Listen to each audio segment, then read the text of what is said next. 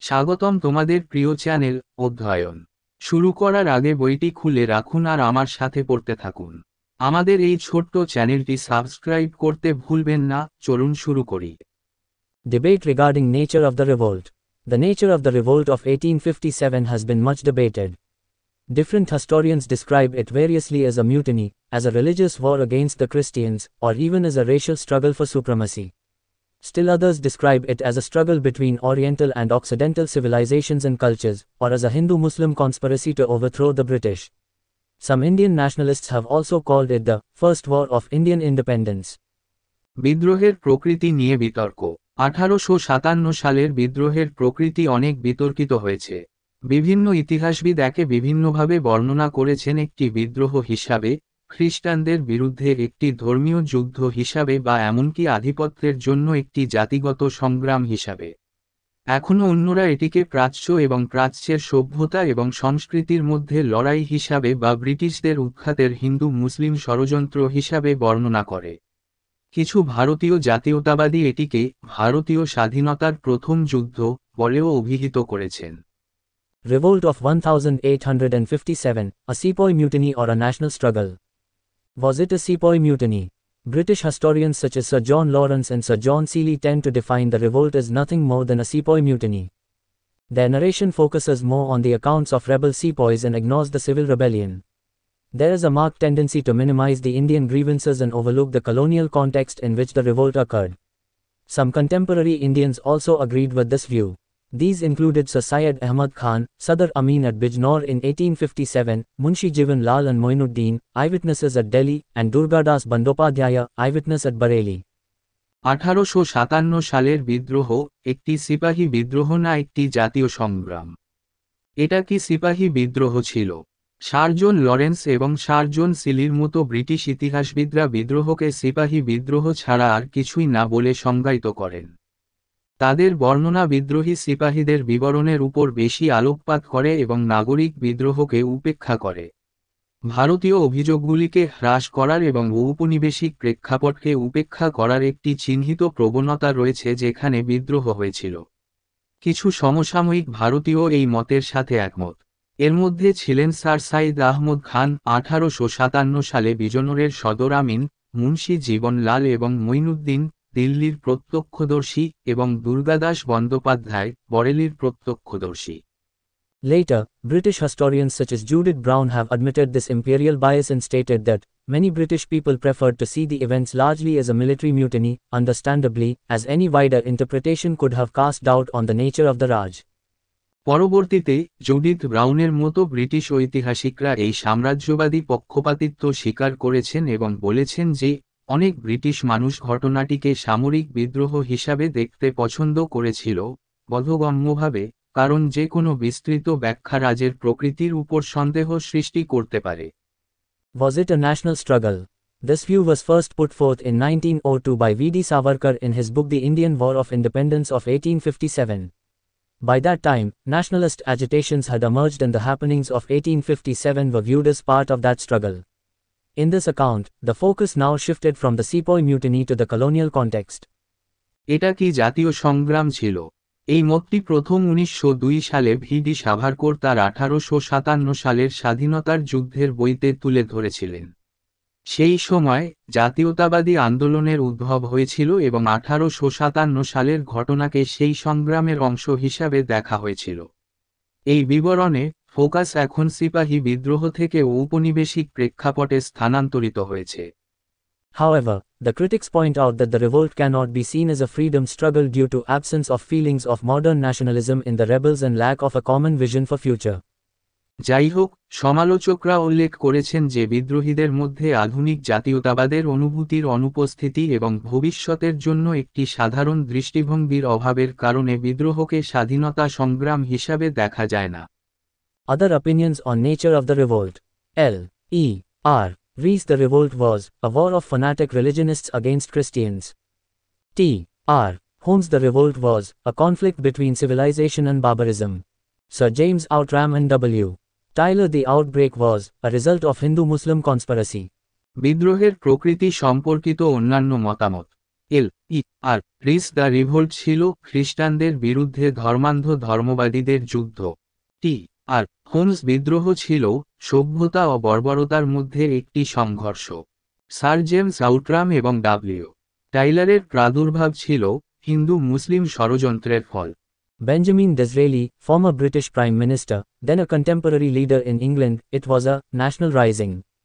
Marxist interpretation it was the struggle of the soldier-peasant democratic combine against foreign as well as feudal bondage.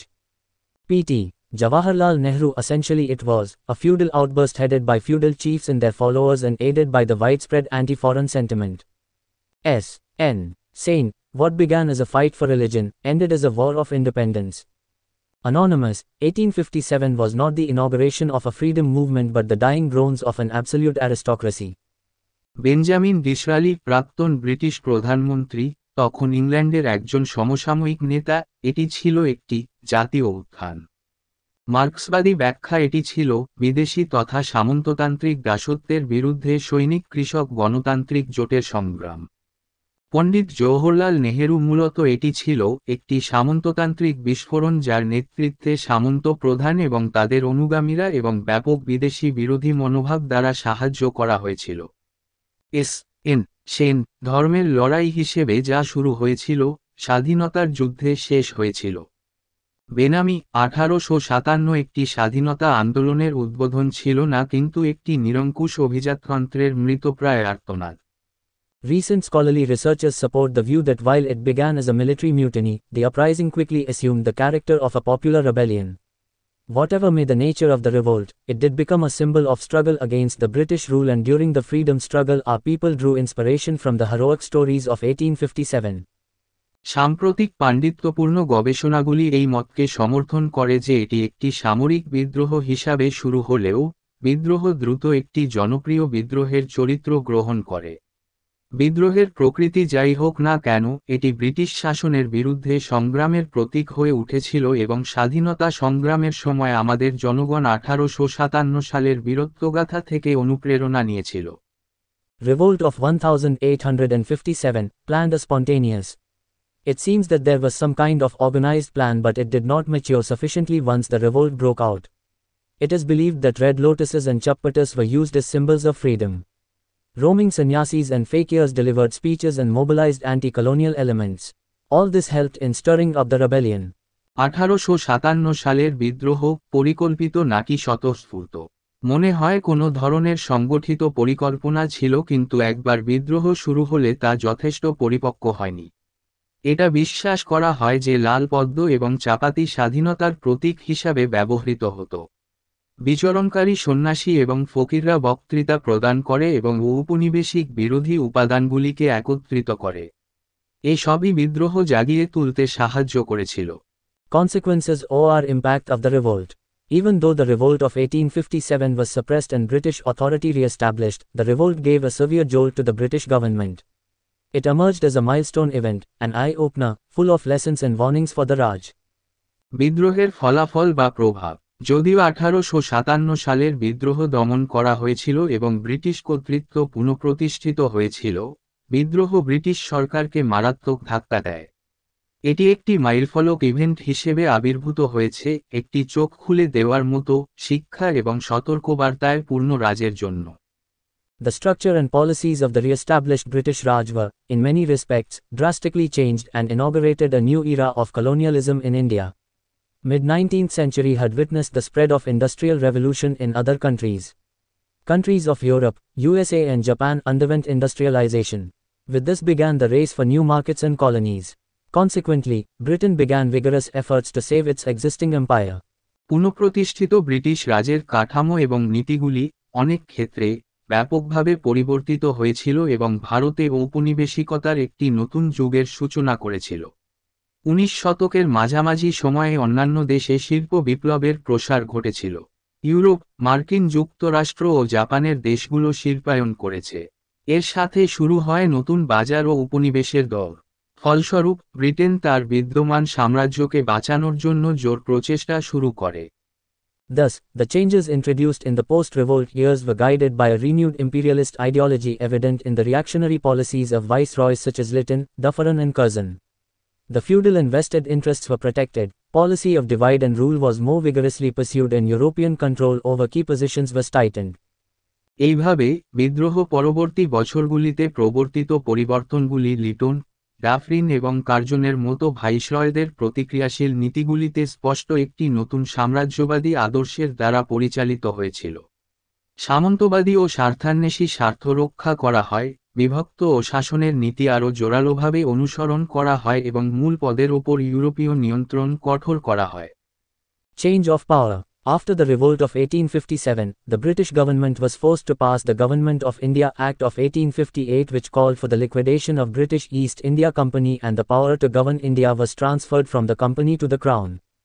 Note: Act of 1858 and its significance has been discussed in detail in Chapter 3.2.